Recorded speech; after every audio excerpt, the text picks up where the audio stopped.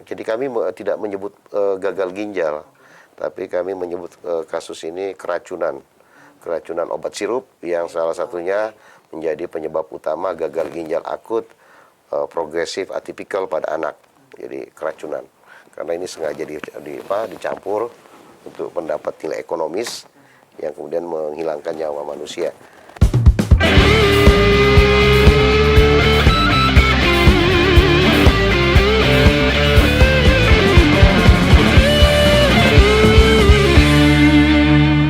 Halo, bertemu lagi sahabat Kompas.com di Gaspol, ngobrol ngegas pasti nampol ya.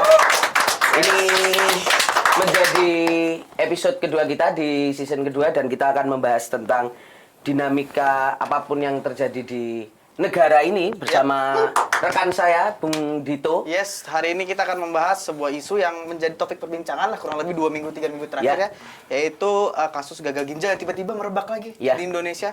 Data terakhir menunjukkan bahwa sekitar 199 anak sudah meninggal dunia akibat penyakit ini.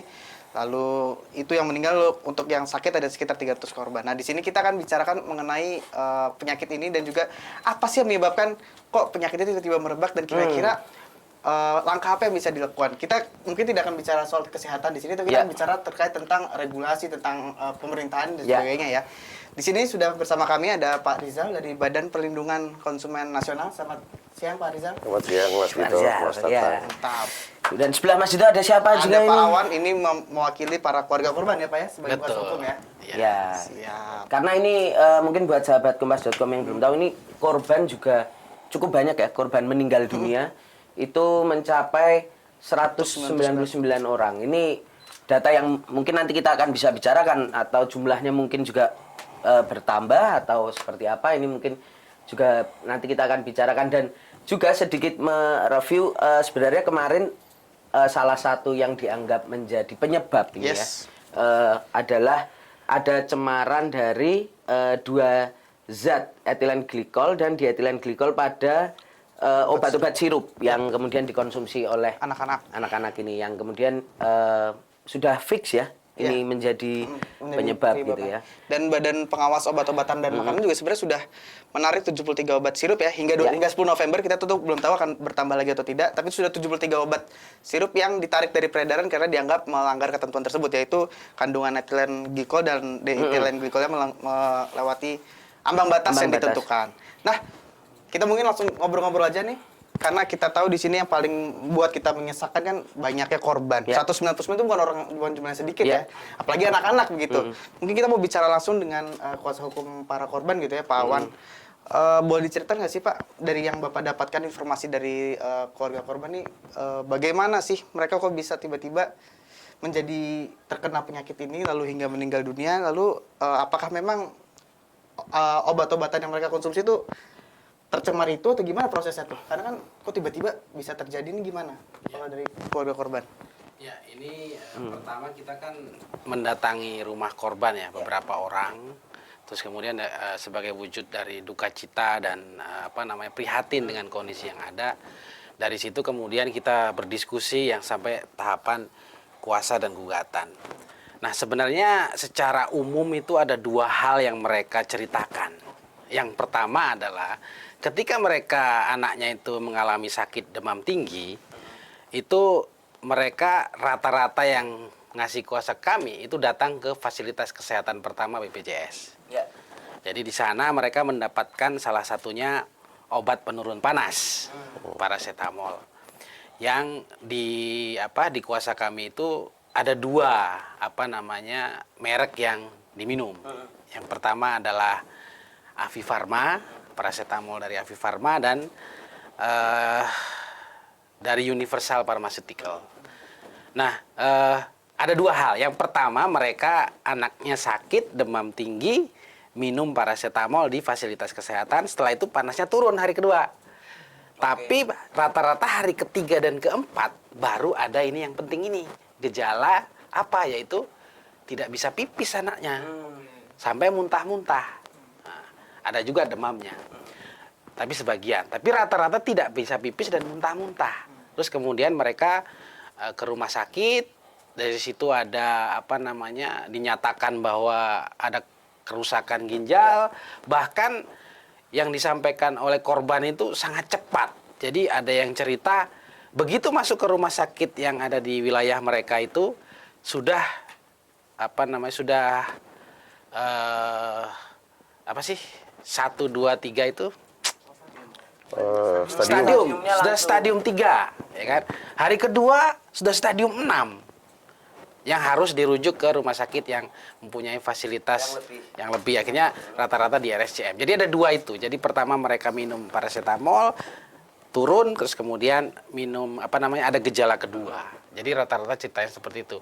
Walaupun saya mendengar berulang-ulang, Pak Rizal mungkin juga mendengar berulang-ulang bagaimana ibu ini kehilangan dengan cepat anaknya, itu membuat kita merasa aduh ini kejadian luar biasa sekali gitu loh. Ya kan, anak yang sebelumnya tidak apa-apa mengalami sakit yang biasa, terus kemudian tiba-tiba dengan sangat cepat, mungkin setelah dia minum paracetamol 3-4 hari sudah mengalami rangkaian masalah ginjal, masalah organ tubuh dalam, sampai dilakukan cuci darah, picu jantung, sampai akhirnya meninggal. Nah, kalau dari yang kita tahu kan ini Pak Awan ada sekitar 12 keluarga ya, Pak, yang memberikan kuasanya untuk bantuan hukum kepada Pak Awan. Nah, dari 12 keluarga ini rata-rata korban yang meninggal itu usia berapa, Pak? Dari data yang ada pada kami atau komunikasi yang kami lakukan dengan korban, sebenarnya nggak 12 ya. Jadi kami itu ada grup itu isinya sebenarnya 40, cuman yang memberikan kuasa itu 12. Nah, dari 12 itu yang usianya paling besar di antara yang lain itu 8 tahun. Oke. Itu yang mewakili kelas itu Ibu Safitri namanya, dari Cibubur, itu anaknya 8 tahun 8 tahun. usianya. Dan Ya. yang paling kecil, Pak? Ada yang masih 8 bulan kalau nggak salah ya. Yang itu pada saat sakitnya karena tidak bisa dimasukkan cairan, sampai dibor di kakinya, tulangnya itu. Untuk memasukkan obat-obat yang diperlukan untuk pada waktu itu masih side treatment namanya. Sebelum ada antidot. Jadi sebelum antidot itu semua treatment itu side treatment. Bukan yang main treatment gitu loh. Jadi justru setelah antidot ini didatangkan, ini yang kita juga nggak tahu. Maksudnya terkejut aja kok tiba-tiba antidotnya datang, sebelumnya nggak datang gitu kan. Jadi ini juga membuat korban ini kecewa banget gitu loh. Kenapa kok sampai terjadi seperti itu? Katanya baru kalau korban yang datang ke rumah sakit komunikasi dengan dokter, ini baru. Tapi setelah mereka berjalannya waktu, ada antidot, ada berita bahwa ini sebenarnya penyakit sudah 3 tahun lama lalu ya. dan lain sebagainya, seperti itulah. Ya. Dan mungkin kita bergeser ke Pak Edi ya. Ini kan kalau dari kuasa hukum mendapatkan sekitar 12 tadi ya. Kuasa. Kalau dari BPKN Pak, ini kan membuka posko juga. Kalau dari BPKN temuannya seperti apa? Ada berapa orang yang mengadu dan kira-kira aduannya seperti apa sih Pak umumnya Pak? Ya, di tempat kami di posko itu ada yang mengadu itu 8 ya. Jadi nggak banyak ya. Tapi kami coba jemput bola, ada tambahan sekitar 12-13 orang yang kita datengin melalui bantuan teman-teman media juga. Jadi karena data ini agak sulit, ya kami lakukan ke lapangan lah, ngumpulin data. Itu yang pertama. Yang kedua, tidak semua keluarga korban ini juga bersedia ya. Dan kami sudah yakinkan keluarga korban dan mungkin juga teman-teman media dan pihak lain di luar sana, tidak usah khawatir, tidak usah takut, karena di tim yang dibentuk oleh BPKN, tim mencari fakta ini juga ada perwakilan lembaga perlindungan saksi dan korban. Jadi Pak, yang ingin kami dalami adalah bagaimana tadi kronologis yang terjadi, kemudian respon pemerintah, rumah sakit, kemudian bagaimana apa saja yang dialami setelah misalnya Bapak Presiden menyampaikan tanggal 25 Oktober kalau nggak salah, bahwa semua harus diberi pelayanan free oleh pemerintah. Itu apa respon di lapangan seperti apa, hingga pelayanan yang sudah meninggal dunia. Nah itu kita memang tadi pengumpulan data ini harusnya sih di Jabodetabek ini paling besar ya, paling banyak. Nah, kita mungkin melalui media ini juga kita bisa mengajak masyarakat di luar sana, keluarga korban, sahabat keluarga yang punya informasi bisa menyampaikan ke kami di posko pengaduan BPKN atau ke website kami di www.bpkn.go.id, ke Instagram, TikTok, Facebook yang kami miliki. Untuk apa? Kanalnya ada apa aja gitu Pak ya? Kanalnya ada banyak. Banyak semua pendataan ini kita butuhkan untuk kita harus merasakan suasana kebatinan. 323 ini bukan angka yang kecil. Ya. Satu aja terlalu mahal buat kita untuk kehilangan anak seperti ini. Dan day itu waktu ke waktu, 1 menit itu kata Menteri Kesehatan sangat berharga. Untuk 1 menit, 2 menit, 1 jam sangat berharga untuk menyelamatkan nyawa. Iya. Nah Pak, ini kalau tadi Pak Rizal menyampaikan bahwa ada mungkin keluarga yang belum banyak mengadu atau memberikan laporan, apa yang kemudian mungkin BPKN temukan gitu? Kenapa ada mungkin, apakah ada 1-2 hal yang memantik sehingga mereka enggan mengadu, atau mungkin memang karena informasinya aja yang belum sampai ke mereka gitu Pak? Pak, kalau informasi sih menurut kami dengan bantuan teman-teman media sejak tanggal 8 November ya, kita sudah lakukan, dan setiap hari harusnya sih lebih terdistribusi ke masyarakat ya. Mungkin yang mungkin menurut kami agak ini kekhawatiran, ketakutan dan sebagainya lah ya. Apalagi bagi keluarga korban yang meninggal, itu kan sementara di suasana duka. Untuk mikir itu mereka mungkin masih dalam berkabung, dalam suasana berkabung.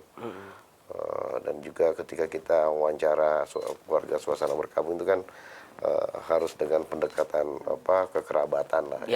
Nggak bisa kita menanyakan hal yang tadi seperti teknisi bagaimana, nggak susah. Nggak bisa. Butuh proses ya Pak Butuh proses. Butuh proses ke arah situ. Nah Pak, ini kan kita tahu BPKN sudah bikin posko, juga membentuk tim gabungan pencari fakta ya Pak. Mungkin boleh dijelaskan Pak, hasil temuan dari TGPF ini seperti apa? Apakah benar seperti yang dikatakan Pak Awan tadi, bahwa sebenarnya kasus udah lama, cuma tiba-tiba terjadi lagi gara-gara mungkin pengawasan yang tidak benar, atau bagaimana Pak temuan dari TGPF BPKN? Mungkin yang perlu kami sampaikan, tim pencari fakta yang dibentuk BPKN ini maraton bekerja setiap hari sampai malam. Tidak cukup, teman-teman sekretariat di BPKN juga maraton setiap hari sampai malam, sampai jam 11, jam 12 kita merangkai pasal-pasal yang terpecah-pecah ini biar bisa menjadi satu bentuk yang utuh. Kami masih terus mengumpulkan data dan beberapa pihak sudah kita undang untuk diskusi, termasuk Badan POM juga sudah kita undang, walaupun waktu itu diwakili oleh Pak SDEP ya, Menteri Kesehatan. Dalam waktu dekat juga kita akan diskusi. Kemudian dari pedagang Asosiasi Pedagang Obat di Pasar Pramuka juga kita diskusi. Jadi data-data ini kita kumpulkan. Nah, kalau ditanya ini sudah sejak lama, kalau ngelihat informasi dari Kementerian Kesehatan memang terjadi sejak Januari ya 2022. Jadi tapi lonjakannya tidak banyak, 1-2 setiap bulan. Terjadi lonjakan itu sejak Agustus. Mulai terjadi lonjakan yang tidak biasa, makanya progresif, makanya sebutannya gagal ginjal akut, progresif atipikal. Cepat sekali lonjakannya dan tidak lain dari gagal ginjal yang lain. Makanya tidak biasa. Jadi ya hipotesis itu, dugaan-dugaan itu tentu banyak ya, dan menurut saya Kemenkes sudah memaparkan, tapi juga kita terlepas dari dugaan ini salah siapa, itu salah siapa, yang paling penting dari BPKN, kami juga berusaha membantu dan menghasilkan satu rekomendasi, tidak hanya atribusi kesalahan, tetapi bagaimana hal ini ke depan tidak terjadi lagi. dan kita tidak kita bisa menyelamatkan banyak nyawa tanpa harus kehilangan nyawa dengan dengan sia-sia. Dengan sia-sia. Iya, iya, iya. Dan itu rencananya kapan, Pak? Ini kan tim dari pencari fakta BPK ini kan masih berproses kan ini, Pak. Masih. Ada deadline nggak kapan kira-kira ini dibutuhkan? Mungkin nanti karena kan ini kita juga tahu bahwa Barreskrim Polri juga melakukan penyidikan dan tersangka ini kan sudah ada beberapa. Artinya apakah ini nanti secara timelinenya akan dibikin bebarengan atau mungkin nanti ada deadline tertentu yang ditentukan sebenarnya Pak dari BPKN? Secepatnya, tadinya kita berpikir bisa cepat ya, tapi ternyata pengumpulan data korban ini, data keluarga korban agak tersendat-sendat. Kita tetap buka ruang tidak terburu-buru. Kita akan mengumpulkan sebanyak-banyaknya informasi sampai pada satu kesimpulan yang bisa kita sampaikan kepada Bapak Presiden. Dan saya yakin Bapak Presiden Bapak Joko Widodo menaruh perhatian yang besar dengan kasus ini. Nah, tinggal Pak, mudah-mudahan kita bisa mengeluarkan rekomendasi dari tim, bisa membantu mengurai persoalan ini, dan di tim sepakat semua pihak yang bersalah harus bertanggung jawab terhadap kejadian ini. Tentu dengan porsi yang berbeda-beda. Dan kita harus bisa punya perangkat ke depan, antisipasi dini, deteksi dini itu harus ada. Itu yang kemarin juga menjadi salah satu sorotan ya Pak, deteksi dini, antisipasi dini itu mungkin yang tidak berjalan. Ya mungkin. Ya. Sementara mungkin banyak kemungkinan yang masih spekulasi, hipotesis, dan kita tunggu sampai tim bisa menyimpulkan ada persoalan di mana, apakah responnya terlambat atau terlalu cepat. Sementara ada dua lembaga yang kalau kita lihat di tataran publik juga tarik-tarikan, kan gitu ya. Nah, kita tidak mau terjebak dalam situasi itu, tetapi kita coba melihat secara lebih utuh. Maka tadi penjelasan keluarga korban menjadi penting, kemudian melihat seluruh regulasi yang ada, rilis yang dikeluarkan oleh otoritas yang berwenang setiap tanggal berapa itu menjadi benang merah atau titik-titik yang bisa kita tarik menjadi satu kesatuan utuh. Siap. Ya, semoga segera mendapatkan titik cerah ini nanti dari tim ini bekerja. Yes, di sementara BPKN sedang menyusun TGPF, sedang bekerja, lalu juga proses hukum juga sudah berjalan ya, di Barreskrim ada beberapa jadi tersangka. Nah, sekarang saya mau tanya ke kuasa hukum korban nih, kalau tidak salah 1 minggu 2 minggu lalu melayangkan gugatan ya ke pengadilan bahwa ada beberapa tergugat, antara lain mungkin dari instansi pemerintah, juga dari industri farmasi juga yang digugat. Nah, ingin saya tanyakan adalah sudah sejauh mana sih Pak proses gugatan tersebut, dan apa yang diharapkan oleh para keluarga korban dengan gugatan ini gitu? Ya, sebenarnya gugatan itu kita daftarkan hari Jumat kemarin di Pengadilan Negeri Jakarta Pusat. Mudah-mudahan hari Rabu atau Kamis ini kita sudah mendapatkan nomor perkara, jadi proses sebagaimana lazimnya pengadilan negeri bisa berjalan. Sebenarnya gini, gugatan class action ini kan gugatan kelompok yang mewakili banyak korban berdasarkan fakta hukum dan dasar hukum yang sama. Nah, fakta hukum ini yang kita telusuri, sebenarnya kita mencoba mengerti, mencoba tahu apa sih sebenarnya yang terjadi gitu kan. Sudah kita sampaikan di beberapa media juga bahwa yang kita temukan bahwa sebenarnya bukan penyakit ya, gagal ginjal akut ini sudah terjadi sejak 1930, tahun 1990 terutama mengenai keracunan obat paracetamol. Jadi ada kandungan EG dan EDEG di paracetamol yang itu 30 tahun yang lalu ya kan. Tahun 2006 itu justru pemerintah Amerika Serikat sudah mengeluarkan guidance bahwa seluruh industri farmasi yang bahan obatnya adalah bahan farmasi, propilen glikol dan gliserin, itu yang bagus ya. Itu harus diuji kandungan EG dan DEG-nya. Bahkan sampai secara internasional itu ada harmonisasi klasifikasi bahan berbahaya. Jadi ada di Indonesia itu sudah ada namanya lembar data keselamatan. Ya. Di dalam lembar data keselamatan untuk semua bahan-bahan kimia itu sudah ada. Nah, di EG dan DEG itu sudah jelas sekali. Jadi etilen glikol gitu kan. Ya. Nomor racun sekian. Ya. Kodifikasi internasional sekian. Terus kemudian dampaknya apabila diminum apa? Ada semua. Bagaimana cara mengatasinya dan lain sebagainya.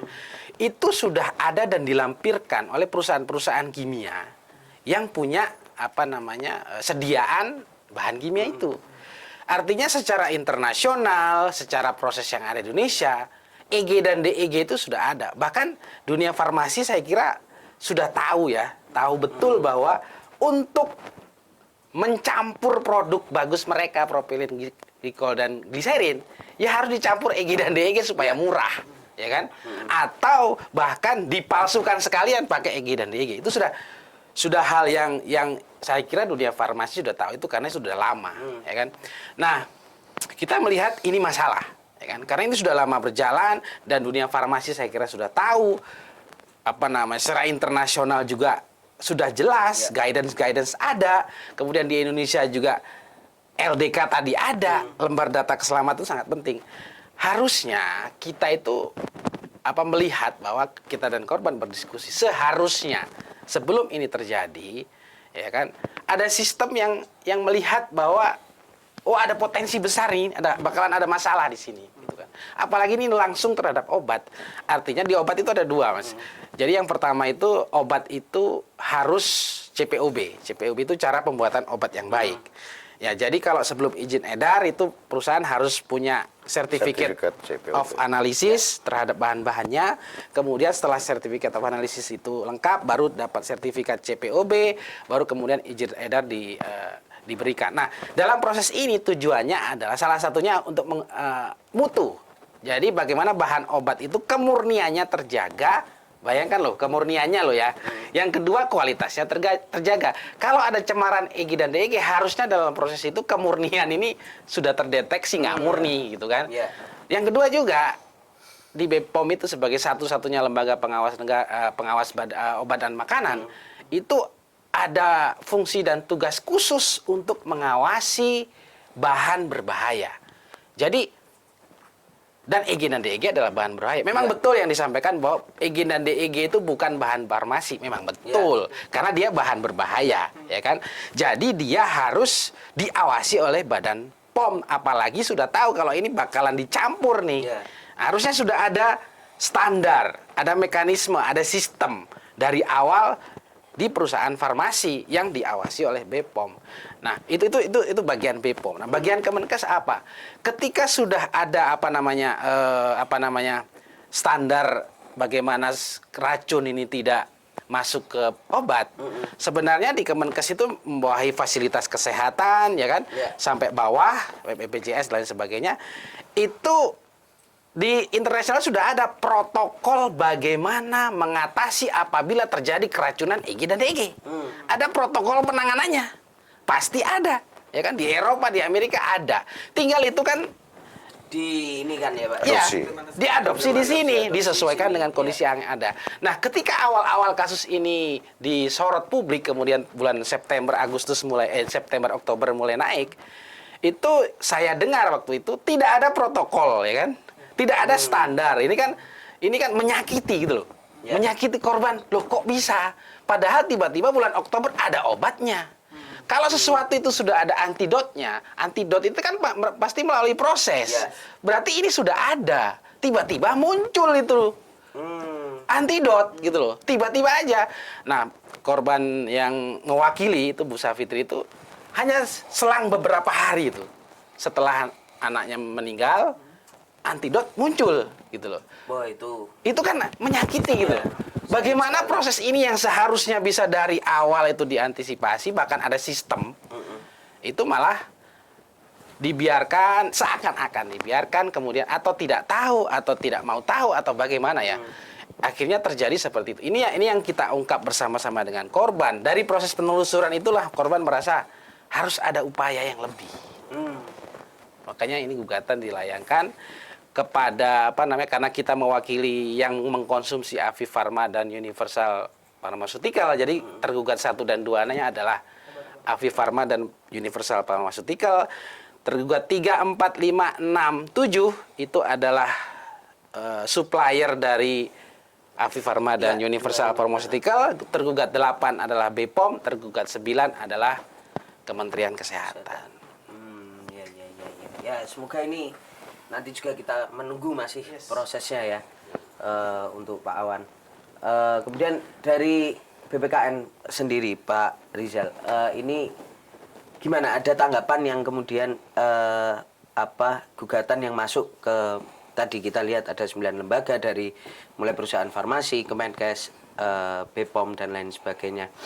Kalau dari BPKN sendiri melihat memang ada mekanisme dari katakanlah ekosistem farmasi ini yang mulai dari pemerintah hingga perusahaan farmasi ini memang apa yang menjadi problem utamanya, Pak?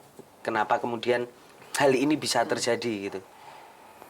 Ya, memang pertama sih kita harus melihat secara komprehensif ya, dari hulu hingga hilir. Obat-obatan ini bahan bakunya sebagian besar tidak diproduksi dalam negeri, jadi kita harus datangkan dari luar negeri.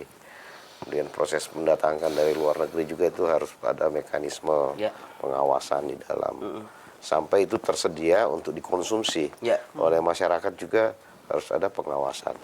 Karena ini langsung bersentuhan dengan masalah keselamatan jiwa. Jadi itu kenapa di hampir semua negara itu punya otoritas yang khusus mengawasi itu. Kenapa bersentuhan langsung, barangnya langsung dimakan, dan kalau ada racun ini langsung terkontaminasi, langsung bisa menghilangkan nyawa. Nah,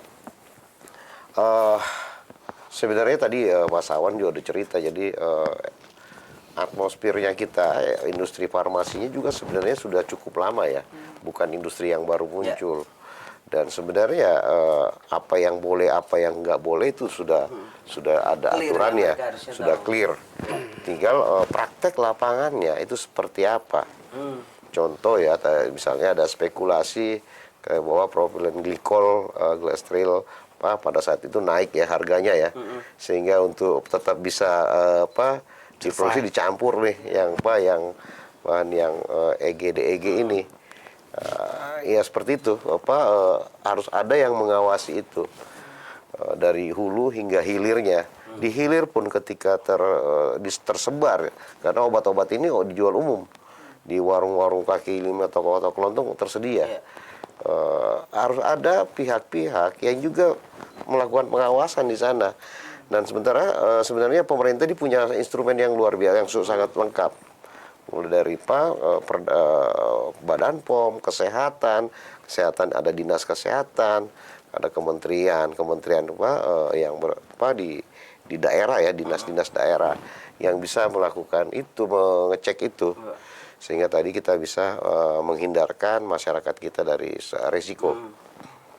Tapi itu mungkin yang gimana, Pak? Maksudnya dari BPKN melihat, oke, pemerintah mungkin punya instrumen, tapi Sudah berjalan kah? dengan adanya kasus ini, berarti apakah itu juga menunjukkan bahwa instrumen itu belum cukup optimal dalam bekerja karena masih kecolongan itu tadi gitu?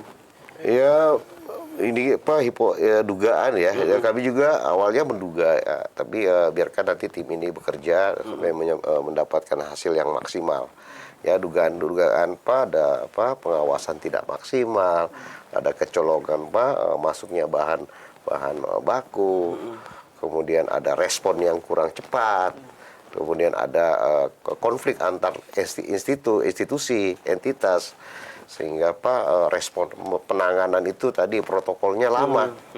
Ya, bahkan kami juga mendapat informasi antidotum itu akhirnya inisiasi dari satu lembaga yang beli retail lah kira-kira gitu ya, nyari ke negara-negara, beli retail untuk bawa ke Indonesia. Nah, ini cocok nih. Nah, kan tadi juga awalnya kan Badan POM merilis bahwa ini tidak ada kaitannya Gambia ini dengan hal seperti itu kan. Jadi si kesimpang siuran di tataran publik itu cukup lama di awal. Jadi itu yang tadi mungkin dari keluarga korban juga tadi sangat menyesalkan. Nah, ini apalagi nih Mas Dito nih yang Ya, tadi sudah disebut mungkin kata kunci yang disebutkan oleh Pak Awan dan Pak Riza kan pengawasan gitu. Kalau Pak Riza sendiri sebagai BPK Pelindungan Konsumen melihat apakah memang pengawasan terhadap bahan baku obat sirup ini sedikit ada yang terabaikan kah atau bagaimana nih? Bersama temuan BPKN. Iya, ya ini juga sementara kita kumpulkan informasinya karena tadi ada perusahaan industri farmasi, ada perusahaan penyedia sediaan farmasi, ada perusahaan distribusi farmasi ya. Nah sebenarnya ini kan satu kesatuan ya dalam ekosistem industri farmasi. Kemudian ada bahan baku yang dicampur berlebih, harusnya sudah ditetapkan oleh Badan POM. Kita punya regulasi yang cukup ketat untuk itu.